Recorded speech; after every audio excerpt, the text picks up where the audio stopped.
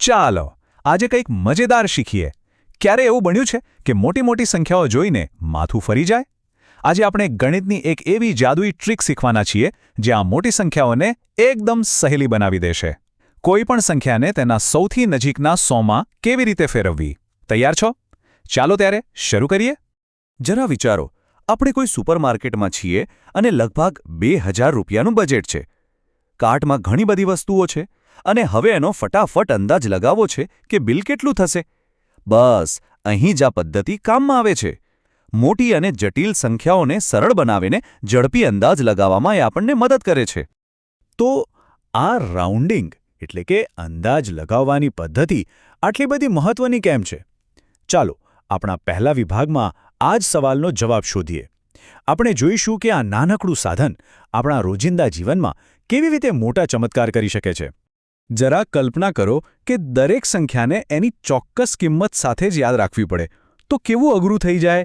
નજીકના શતકમાં ફેરવવું એટલે જાણે કે સંખ્યાઓને એક સહેલો યાદ રહે એવું નામ આપવા જેવું છે. જ્યારે આપણને એકદમ પાક્કા આંકડાની જરૂર ન હોય ત્યારે આ પદ્ધતિ આપણને ઝડપી અને લગભગ સાચો અંદાજ લગાવવામાં ખૂબ મદદ કરે છે. સારું, તો હવે આ વિશ્લેષણના સૌથી મુખ્ય ભાગ પર આવીએ. આ બધું કામ કેવી રીતે કરે છે એ જાણવું છે ને? એના માટે બસ એક જ સુવર્ણ નિયમ છે જે આખી કળા શીખવી દેશે. ચાલો એને જાણીએ. અને આ રહ્યો એ સુવર્ણ નિયમ. જુઓ, ફક્ત 4 સહેલા પગલાં. આખી રમત ફક્ત છેલ્લા 2 આંકડા પર છે.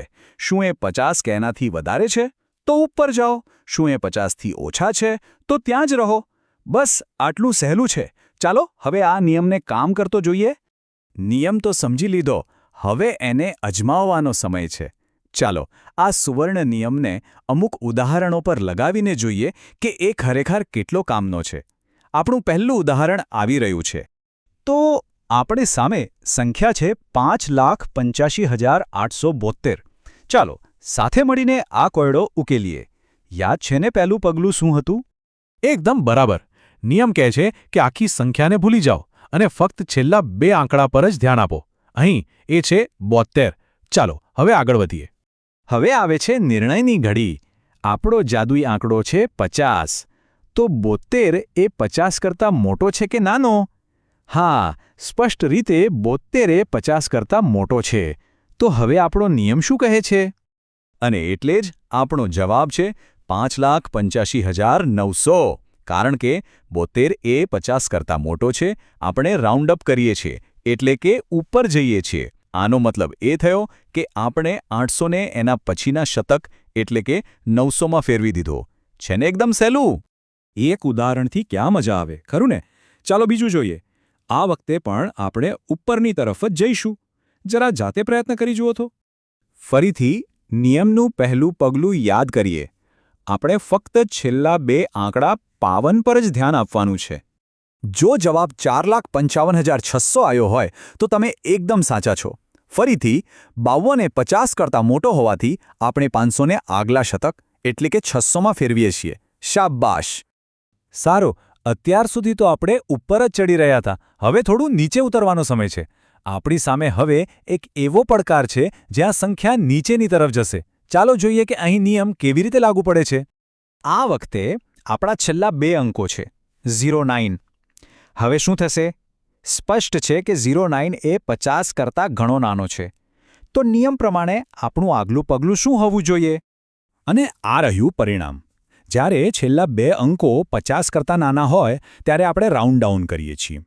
આનો અર્થ એ છે કે શતક બદલાતું નથી, ફક્ત છેલ્લા 2 અંકો શૂન્ય બની જાય છે. એટલે આપણો જવાબ છે 5,49,800. હવે છેલ્લા અને સૌથી મજેદાર પડકાર માટે તૈયાર થઈ જાઓ. આ ઉદાહરણ થોડું અટપટું લાગી શકે છે, પણ ગભરાવાની જરૂર નથી. આપણો સુવર્ણ નિયમ હજુ પણ આપણી સાથે જ છે. ચાલો ધ્યાનથી જોઈએ. નિયમનો પહેલો ભાગ તો એ જ રહેશે. છેલ્લા 2 અંકો છે 67, જે 50 કરતાં વધારે છે. એટલે એ તો નક્કી છે કે આપણે ઉપરની તરફ જ જઈશું. હવે અહીં જ ખરી મજા છે. આપણે 967ને ઉપરની તરફ ફેરવીએ છીએ એટલે કે એના પછીના શતકમાં જે છે 1000 આનાથી એક વધી પડે છે જે આગળની સંખ્યામાં ઉમેરાઈ જશે. જુઓ કેવી રીતે. અને આ રહ્યો આપણો જાદુઈ અંતિમ જવાબ. પેલી વધી 3,39,000માં ઉમેરાઈ ગઈ અને એને બનાવી દીધા 3,40,000. જોયું? ઉદાહરણ ભલે થોડું અઘરું હતું, પણ આપણો સુવર્ણ નિયમ એકદમ અડગ રહ્યો. આપણે લગભગ બધું જ શીખી લીધું છે. હવે અંતિમ વિભાગમાં ચાલો આપણે જે કંઈ પણ શીખ્યા તેને એક મુખ્ય સારાંશમાં બાંધી લઈએ, જેથી તે હંમેશા માટે યાદ રહી જાય. તો આખા વિશ્લેષણનો સાર શું છે? બધું જ આ એક સુવર્ણ નિયમ પર આવીને અટકે છે. ફક્ત છેલ્લા 2 અંકો જુઓ. 50 એ આપણો જાદુઈ આંકડો છે. જો છેલ્લા 2 અંકો 50 કે તેથી વધુ હોય તો ઉપર જાઓ, જો ઓછા હોય તો નીચે રહો. બસ આટલું જ યાદ રાખો અને તમે આ કળામાં માસ્ટર બની જશો. આજે આપણે એક ખૂબ જ શક્તિશાળી સાધન શીખ્યા છીએ. હવે એક સવાલ છે. આપણા રોજિંદા જીવનમાં આ અંદાજ લગાવવાની શક્તિનો ઉપયોગ ક્યાં ક્યાં થઈ શકે છે? ખરીદી વખતે, મુસાફરીનું આયોજન કરતી વખતે, રસોઈ બનાવતી વખતે. શક્યતાઓ અનંત છે. આ વિશે વિચારજો. આજ માટે આટલું જ. આશા છે કે તમને મજા આવી હશે. ફરી મળીશું.